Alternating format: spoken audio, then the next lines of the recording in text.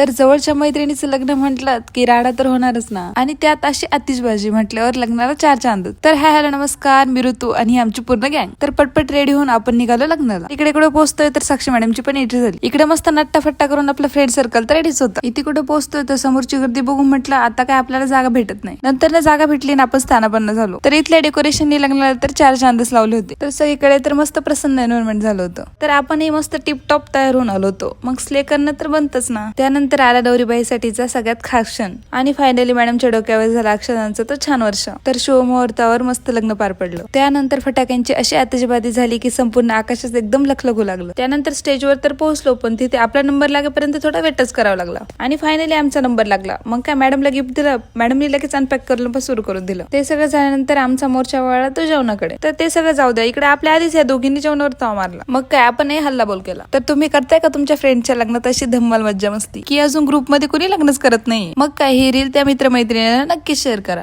तर अशा सुंदर आठवणी कॅमेऱ्यात कैद करत राहा. तर भेटूया पुढच्या ब्लॉग मध्ये. तर अशाच धम्माल ब्लॉग साठी फॉलो करायला विसरू नका. Bye bye.